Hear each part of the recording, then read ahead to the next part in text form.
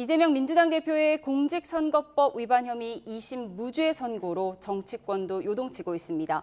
정치의 겉과 속을 들여다보는 정치온, 오늘은 윤기찬, 조기현 여야 법률위 부위원장 두 분과 함께하겠습니다. 어서 오세요.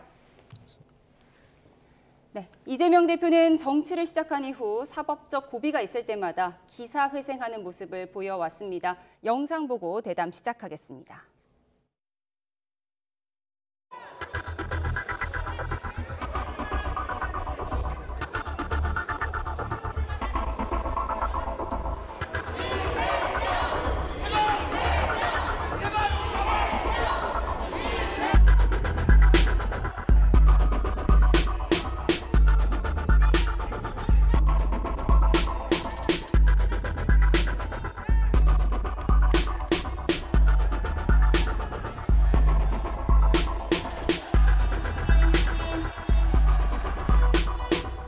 사실 이 순간에도 어딘가에 산불은 번져가고 누군가는 죽어가고 경제는 망가지고 있지 않습니까? 더 이상 이런 국력 낭비하지 않기를 바랍니다. 이 많은 에너지가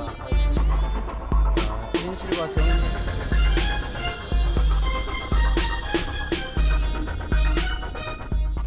금방 유감스럽다 그랬잖아요. 그거는 받아. 재판부의 판결문이 어제 91분이었습니다. 이 사건에 대해서 거짓말하지 않았다는 것을 입증해주기 위해서 재판부가 너무 많은 공을 들인 것 같아요. 이 사건을 규정하는데 91분의 판결문이 필요했을까? 사법부가 이재명 대표를 무죄 만들어주기 위해서 정말 새로운 논리를 막 계속 쏟아내고 있다.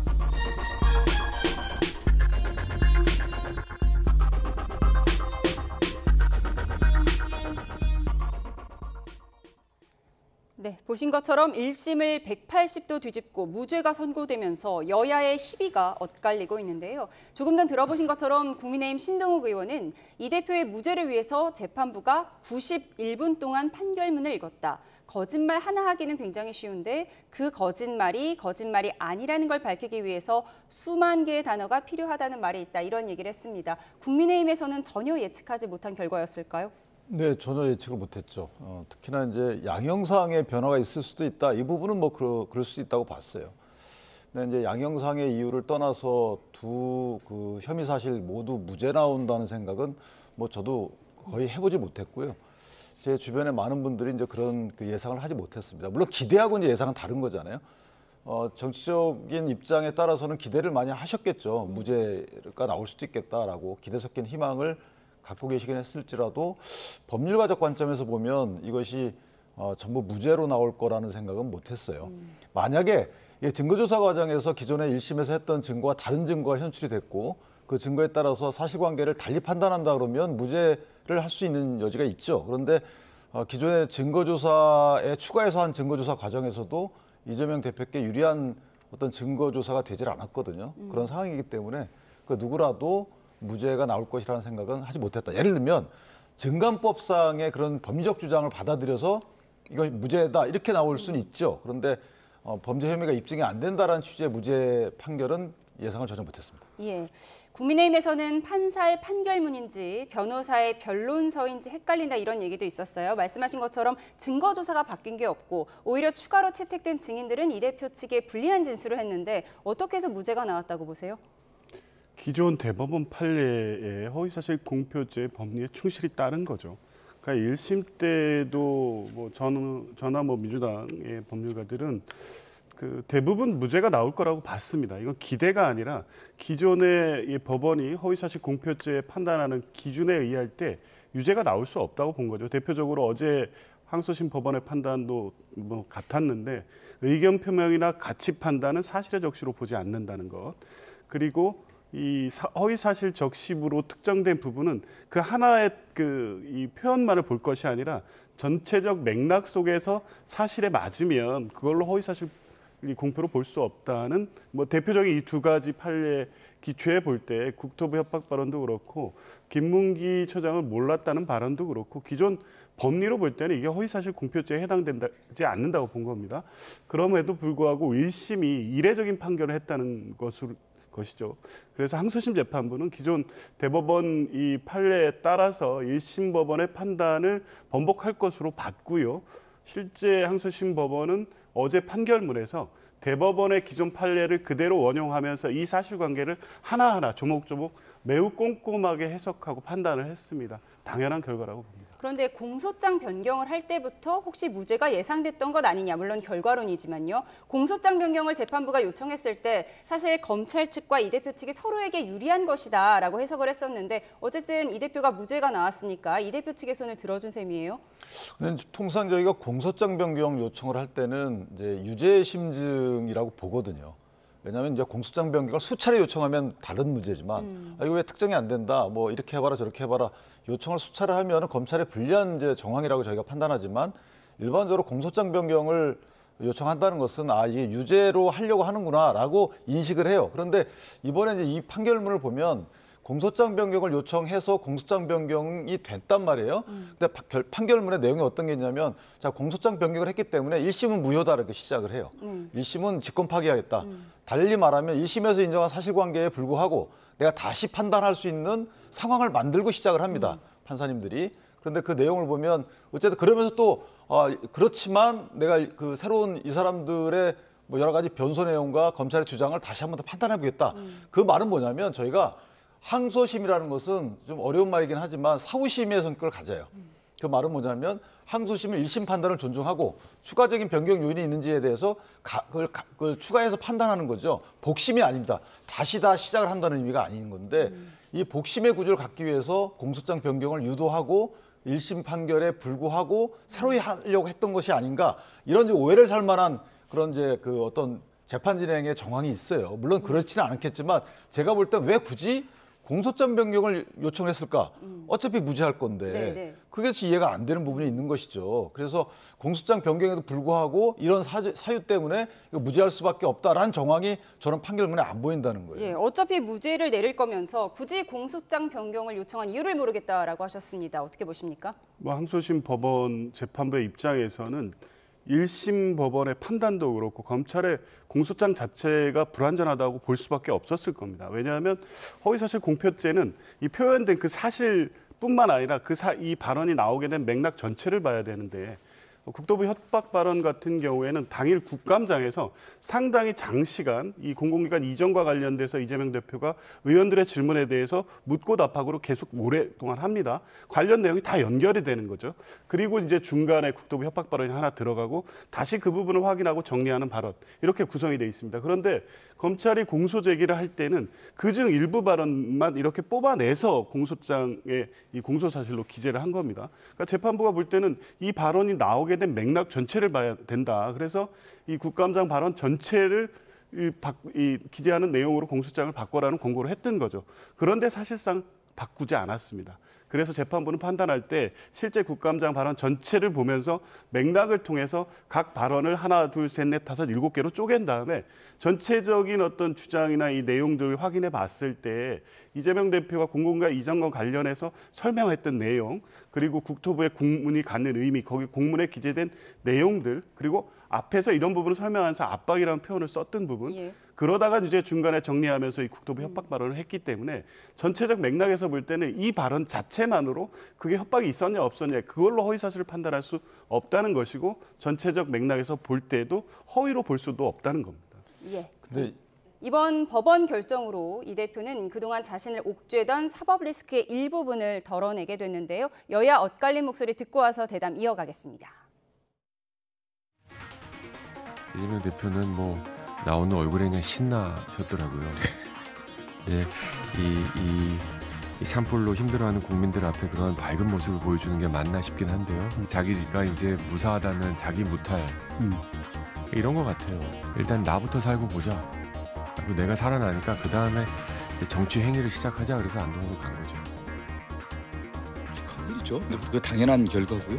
또 그것을 확인하는 거고 또 이재명 대표도 그렇고 민주당 입장에서는 상당히 이제 걱정하는 면도 있었지만 결국은 좋은 결과가 나왔기 때문에 축하할 일이죠. 당연한 거 아니겠습니까? 요즘에 이제 워낙 재판들이 어떻게 되는지 결과를 예측하기가 어렵기 때문에 네, 여야 목소리 듣고 오셨습니다. 조정훈 의원은 고 김문기 씨의 부인이 하루 종일 울었다면서 그게 국민의 마음이다 이런 얘기를 했습니다. 네, 아까 판결에 대해서 좀 더 하실 말씀이 있으신 거죠? 국민의 신마음이겠죠. 국민의 마음이라기보다는. 근데 사실은 이제 백현동 관련해서는 저는 좀 그 재판부가 유법한 판단했다고 볼 수밖에 없는 것이, 그러니까 아까 변호사님 말씀하신 것처럼 세 단계로 그 논리적 접근을 합니다. 첫 번째, 본인의 도입 부분에서는 국토부의 그 법률에 의한 요구가 있어서 불가피하게 내가 응할 수밖에 없었다. 용도 변경을 이렇게 얘기를 합니다. 그 부분은 뭐 재판부 판단대로 이것은 아마 그 의견의 표명이었을 수 있어요. 저는 그 동의합니다. 그다음에 이제 설명 과정에서 보면 이렇게 자기 의무가 있는데 법에서 의무가 있는데 이걸 만약에 안 하게 되면 직무유기로 문제 삼겠다는 협박을 받았다 이렇게 얘기를 해요.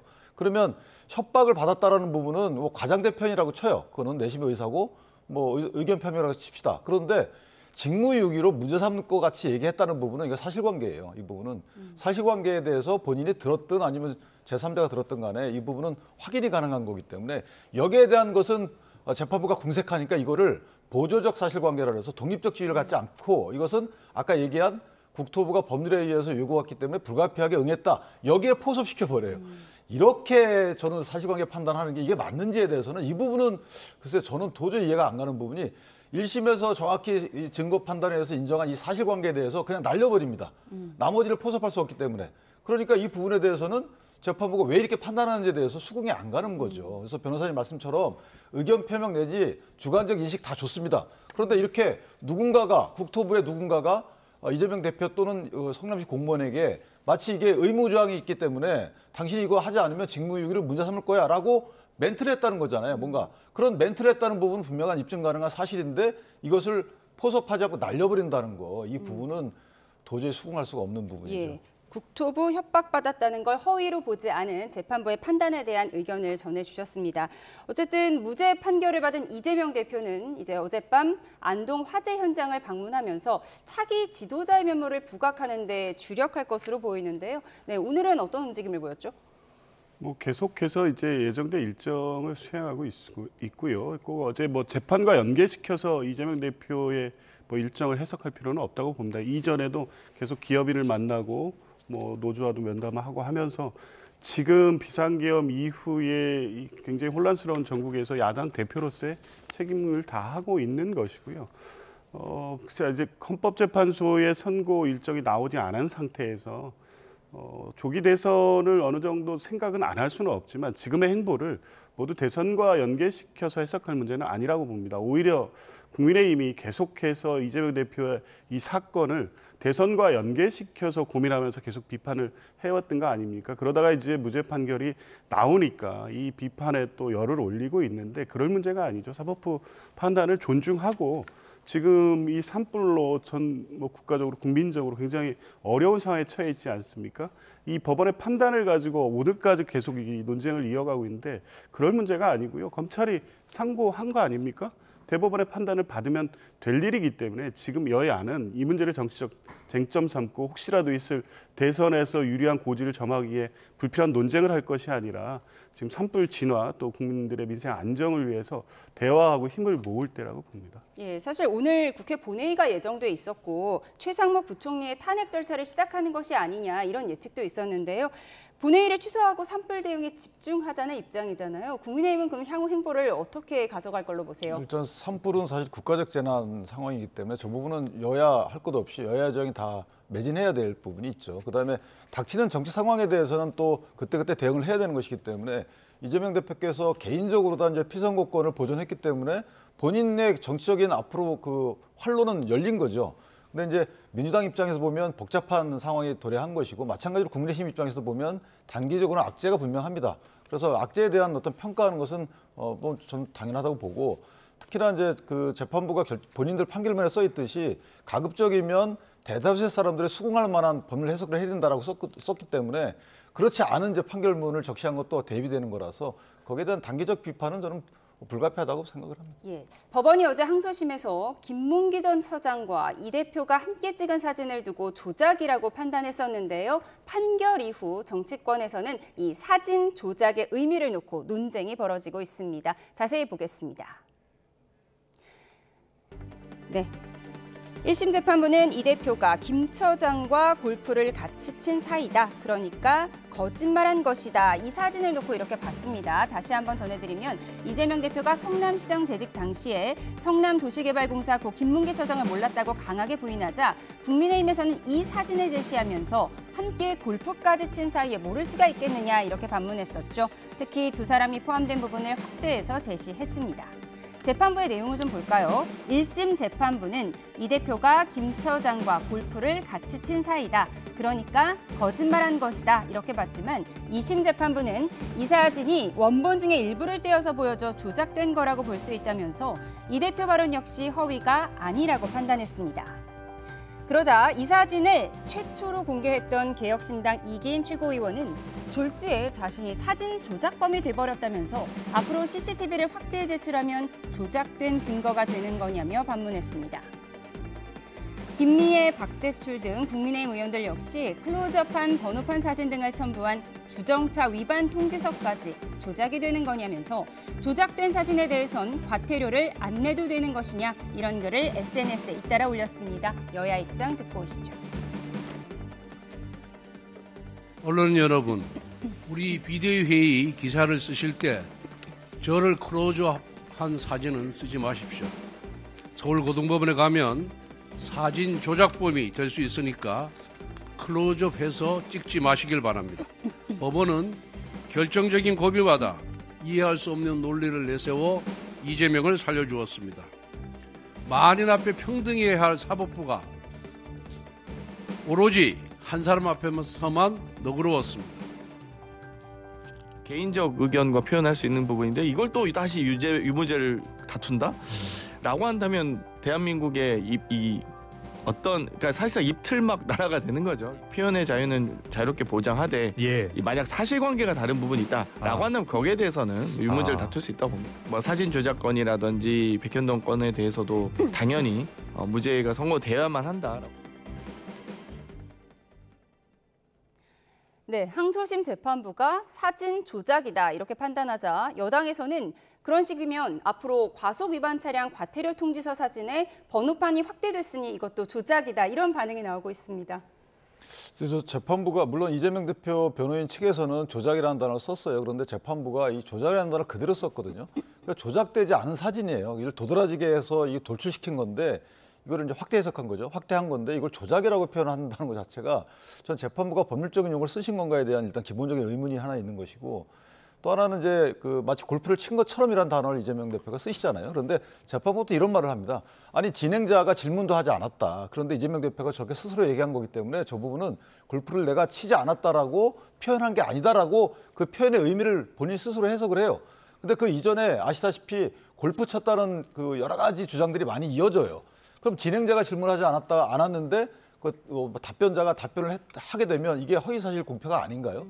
그리고 골프를 쳤다 안 쳤다는 이게 역사적으로 증명이 가능한 거기 때문에 저희가 사실이라고 표현합니다. 그 사실을 공표한 건데 이게 허위이면 허위사실 공표죠. 그래서 여기까지 오고 나서 재판으로 또 마지막 또 쐐기를 박죠. 설사 이게 사실이고 이 대표 그렇게 얘기한 거라 하더라도 이 부분은 아까 얘기한 것처럼 성남 시절에 김문기를 몰랐다는 그 주된 논조에 부가적인 거지 독립적인 지위를 가질 수 없다. 또 이렇게 판단해요. 아까 제가 백현동 때 얘기한 것처럼. 그래서 또 날려버립니다. 그러니까 사실관계에 대한 것들은 날려버리고 의견 표명 남겨두고 그다음에 주관적인 인식 남겨두고 이렇게 하는 판결을 전 본 적이 없어요. 그래서 저 부분은 조작이라는 단어에 저희가 매몰되어 있지만 사실은 그 논리적 접근 과정이 일반적인 법관들의 접근 과정과 제가 봐왔던 매우 다르다. 사실관계를 모두 날려버렸다 이렇게 정리를 하셨습니다. 그러니까 1심 재판부는 골프를 쳤다 안 쳤다 이 부분에 방점을 둔 것이고 2심 재판부는 사진 조작 여부에 좀 관점을 둔 것 같습니다. 어떻게 보셨습니까? 클로즈업을 조작으로 볼 수 있느냐의 여부였는데요.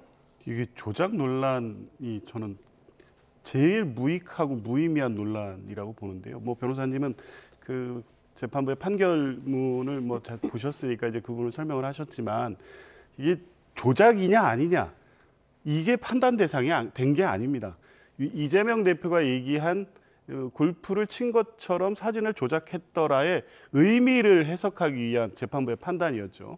그래서 이 자체만 떼놓고 볼 것이냐 앞부분의 질문과 답변 과정에서 주된 질문과 답변은 김문기 처장을 알았느냐 몰랐느냐였습니다. 근데 이 사진 내용이 나오니까 이 사진을 가지고 골프 친 것처럼 했는데 사진을 조작했더라. 그러니까 여기에서의 조작의 의미는 엄밀하게 얘기하는 법적인 조작, 그러니까 위조, 변조, 뭐는 이런 의미의 법적 해석이 아니라 이재명 대표가 이 표현을 한 것의 의미를 판단을 한 거고요.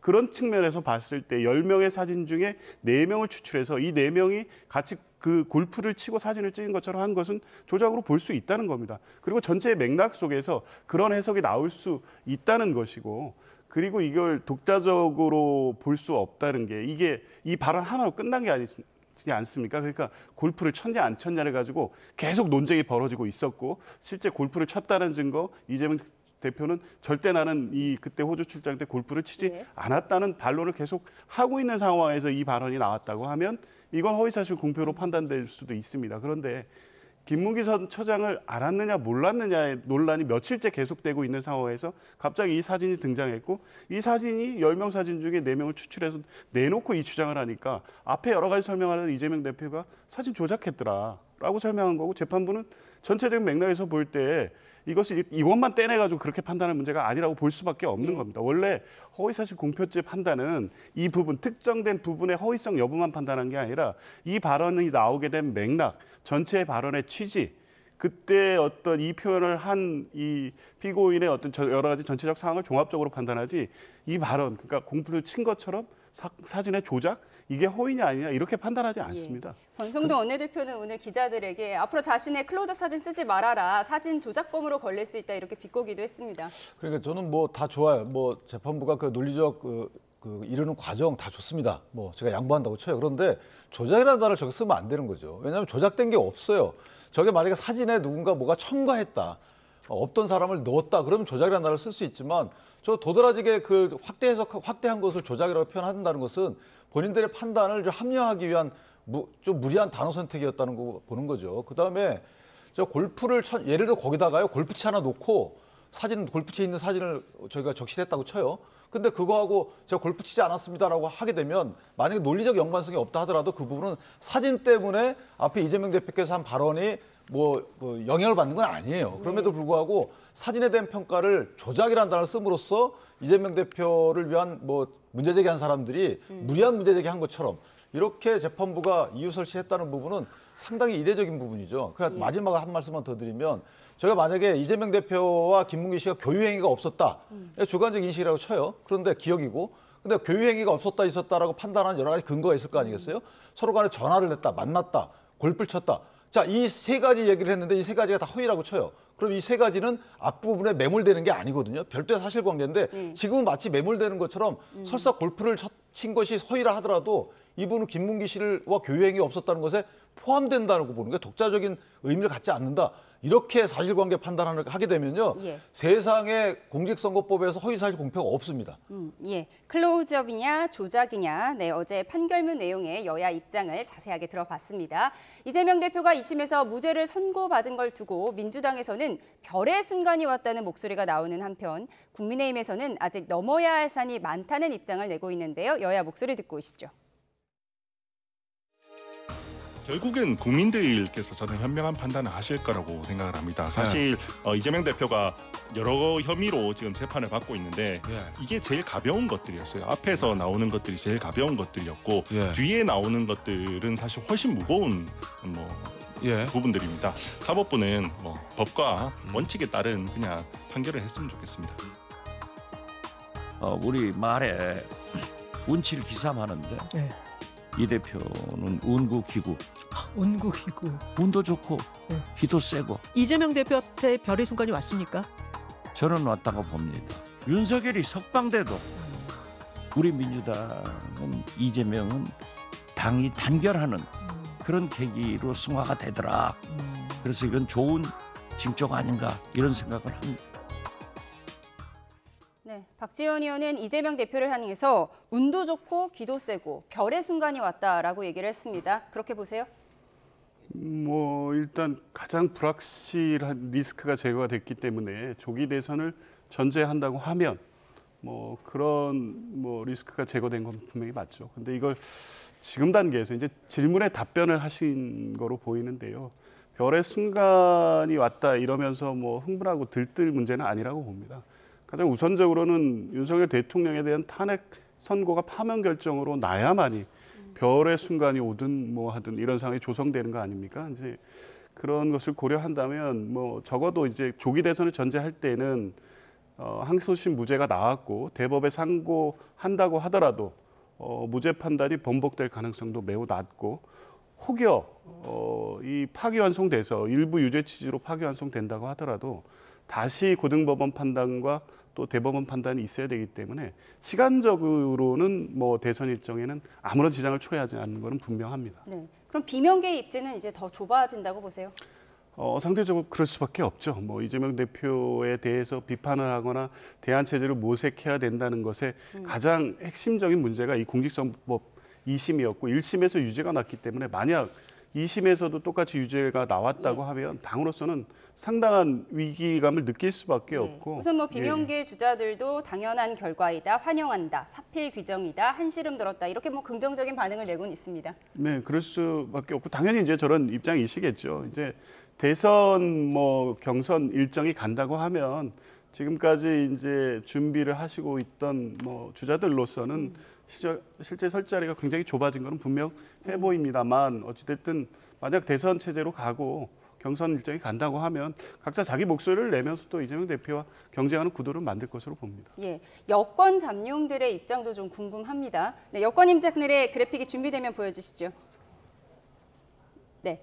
오세훈 서울시장, 대법원이 정의를 바로 세우길 기대한다. 네, 한동훈 전 대표는 유승민 전 의원이죠. 거짓말을 거짓말이라 하지 못하는 홍길동 판결이다. 한동훈 전 대표, 이 대표에게 거짓말 면허증을 내준 판결이다. 이런 얘기를 했는데요. 정리해 주시죠.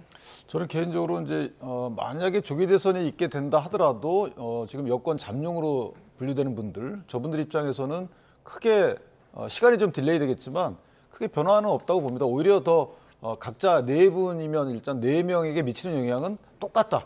서로 간에 차별되지 않는 영향을 줄 것이다. 왜냐하면 이재명 대표라는 분은 사실 여러 가지 데미지가 있는 상태로 가는데 저 네 분과 관계에서 상대적 관계에서 누가 더 유리하고 불리하고 이게 없는 거죠. 그런데 새로운 분이 플랜 B가 나오게 되면 사실 유불리가 각 후보자별로 달라요. 각 장면별로 다르기 때문에 지금 저분들은 크게 이해관계에 뭐 도드라지게 차별되지 않는 상황이기 때문에 저는 오히려 본인들의 계획을 차분하게 세울 수 있는 시간을 번 것이 아닌가라는 생각이 들고 우리 민주당 입장에서 보면 플랜 B를 키울 수 있는 시간이 없기 때문에 당내 단결은 공고히 되고 이재명 대표라는 강력한 주자가 계속 지속은 되겠지만 이 중도 확장력이나 기타 여러 가지 확장적 측면에서는 고민이 좀 많을 것이다. 이렇게 생각합니다. 예, 이재명 때리기에 집중하던 잠룡들 이제 전략 수정을 해야 한다. 이런 불가피성도 얘기가 나오거든요. 그러니까 이재명 대표가 계시기 때문에 이재명 대표 때리기를 계속해도 되는 거죠. 이제는 오히려. 더 때려도 됩니까? 네, 왜냐하면 플랜 B가 사라졌죠. 플랜 B가 있을 수 있는 정치적 공간이 닫혔기 때문에 저는 이재명 대표라는 상수를 상대로 해서 본인들의 전략 수립을 계속해 나갈 수가 있는 정치적 환경이 조성됐기 때문에 그래서 물론 그것이 불리할 수도 있고 유리할 수도 있습니다만은 전략적 차원에서 보면 오히려 국내심은 전략 변경이 필요 없고 민주당은 오히려 전략 변경이 필요하지 않겠는가. 이재명 대표라는 기존의 강력한 대권 주자의 플러스에서 뭐 정책적인 변경이 있어야지만 중도층 소구력을 늘릴 거 아니겠어요? 그런 측면에서 보면 고민이 좀 많을 것이다 이렇게 생각합니다. 네, 여야 잠룡들이 앞으로 어떤 행보를 보일지까지 예측해봤습니다. 지금까지 정치온 윤기찬 국민의힘 법률위 부위원장, 조기현 민주당 법률위 부위원장과 함께했습니다. 고맙습니다.